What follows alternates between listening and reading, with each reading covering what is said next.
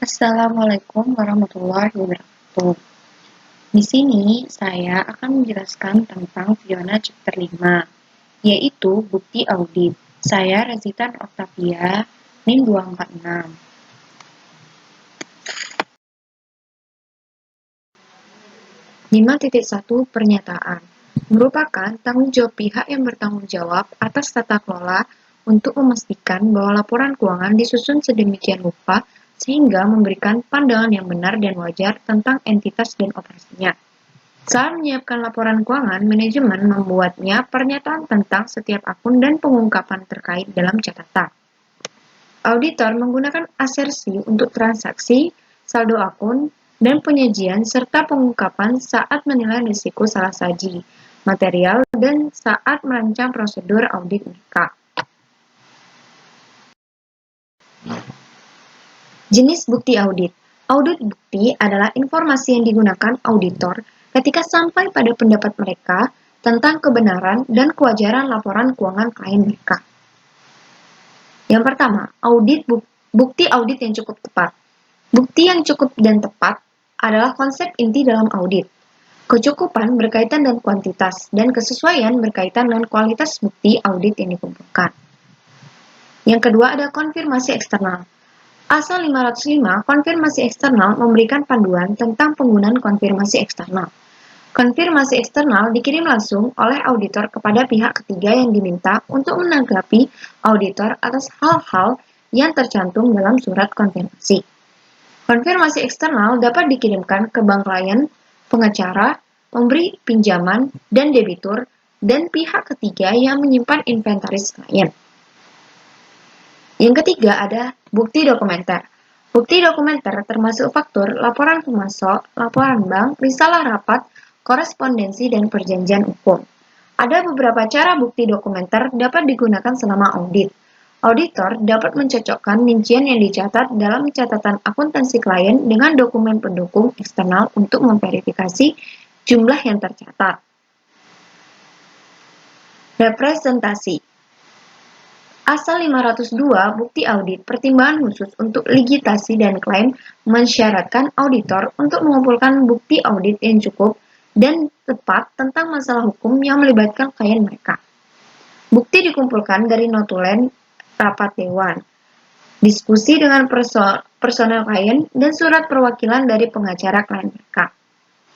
Sebuah surat perwakilan hukum umumnya dikirim oleh klien kepada pengacaranya untuk meminta mereka melengkapi surat perwakilan dan mengirimkannya langsung ke auditor.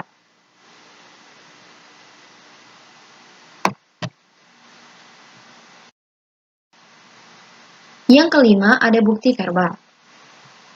Sepanjang audit, auditor bertemu dengan manajemen klien dan staf untuk membahas berbagai masalah. Bukti verbal digunakan saat mendapatkan pemahaman tentang klien dan sistem kontrol internalnya. Dapat digunakan untuk menguatkan bentuk bukti lain. Bukti verbal didokumentasikan di kertas kerja auditor, sehingga semua diskusi kunci dengan klien disimpan. Yang keenam, bukti komputasi. Bukti komputasi dikumpulkan ketika auditor memeriksa keakuratan matematis dari angka-angka yang muncul dalam laporan keuangan. Ini melibatkan menambahkan kembali entry yang termasuk dalam jurnal dan buku besar klien. Bukti fisik. Auditor berkumpul bukti fisik melalui inspeksi dari aset berwujud klien, seperti inventaris dan aset tetapnya. Auditor menjamin jumlah aset yang dicatat untuk mendapatkan bukti bahwa aset tersebut ada atau pernyataan keberatan. Misalnya, auditor akan memilih item inventaris dari buku besar klien untuk pengujian dan menjamin jumlah yang dicatat ke item fisik, dan kemudian menghitung item yang ada untuk memeriksa bahwa jumlah yang dicatat akurat. Bukti elektronik. Bukti elektronik mencakup data yang disimpan di komputer klien, file yang dikirim melalui email ke auditor, dan item yang dipindah dan di-fax. Transaksi biasanya dimulai dan disimpan secara elektronik. Mereka tidak meninggalkan jejak kertas. Untuk mengakses detail transaksi ini, auditor harus mengakses sistem komputer klien mereka.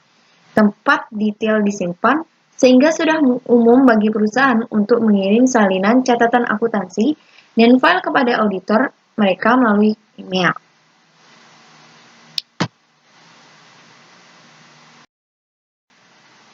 Persuasif bukti audit. Ketika auditor mengakses catatan klien mereka, mereka kemudian mencari bukti yang menguatkan untuk membuktikan bahwa jumlah yang tercatat akurat. Ada 3 kategori besar dari bukti yang menguatkan. Setiap kategori berbeda dalam persuasifnya. Kategori tersebut adalah bukti yang dihasilkan secara internal, bukti yang dihasilkan secara eksternal yang dipegang oleh klien, dan bukti yang dihasilkan secara eksternal dikirim langsung ke auditor. Yang pertama, bukti yang dihasilkan secara internal.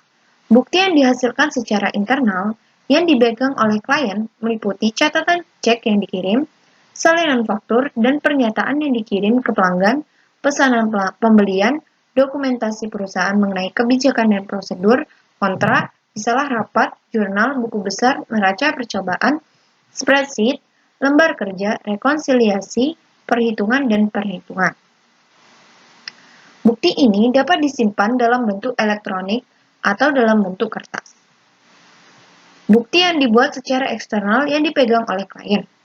Bukti yang dihasilkan secara eksternal yang dipegang oleh klien mencakup faktur dan laporan pemasok, pesanan pelanggan, laporan bank, kontrak, perjanjian sewa, dan penilaian pajak.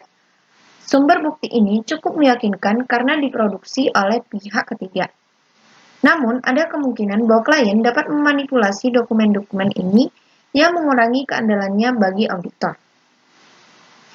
Selain itu, jika klien memberikan fotokopi informasi dari sumber eksternal ini kepada auditor, bukan yang asli, keandalannya berkurang. Yang ketiga, ada bukti yang dihasilkan dari luar dikirim langsung ke auditor.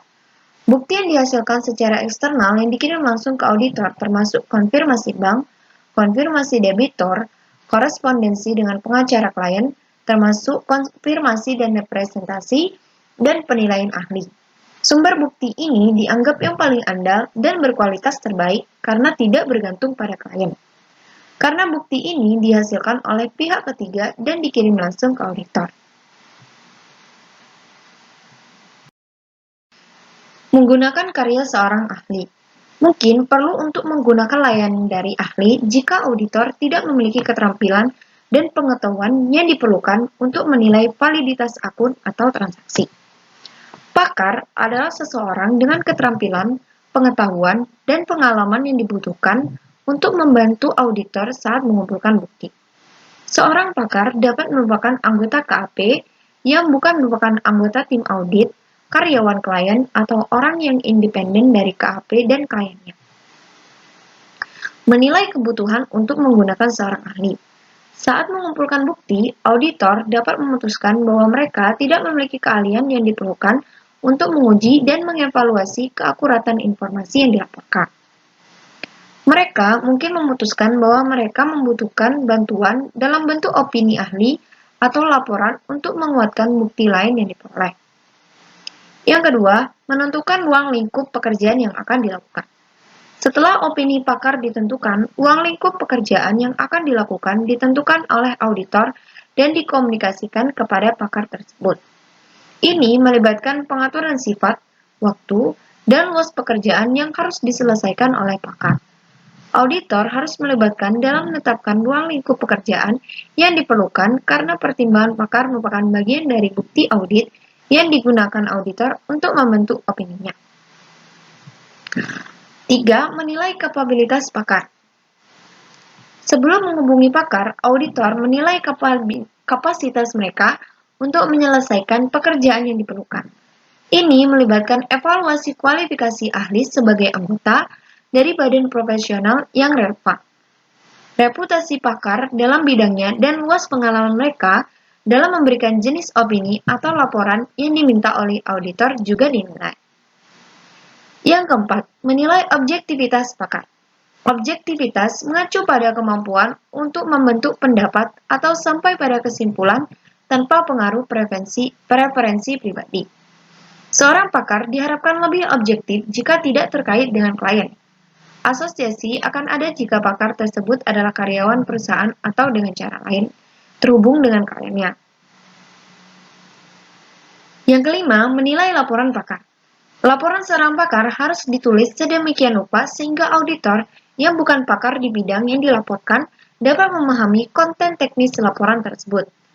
Laporan harus merinci setiap tahap proses yang digunakan untuk sampai pada opini atau kesimpulan keseluruhan dari laporan. Yang keenam, tanggung jawab untuk kesimpulan. Tanggung jawab untuk sampai pada kesimpulan keseluruhan tentang kebenaran dan kewajaran laporan keuangan klien berada pada auditor. Ketika seorang auditor memutuskan untuk menggunakan seorang pakar, tanggung jawab tersebut tidak berkurang dengan cara apapun. Auditor bertanggung jawab untuk menilai kualitas bukti yang diberikan oleh seorang pakar dan menentukan apakah bukti tersebut andal dan objektif.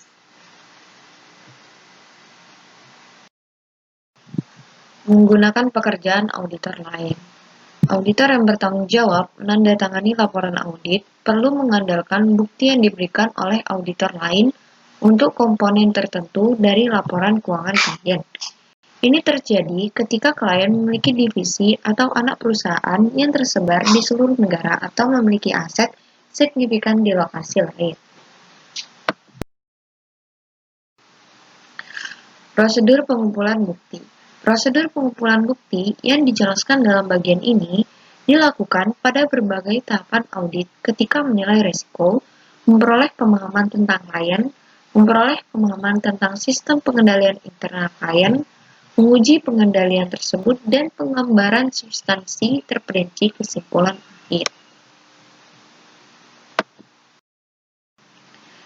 Sekian PPT yang saya sampaikan. Kurang lebihnya, mohon maaf. Wassalamualaikum warahmatullahi wabarakatuh.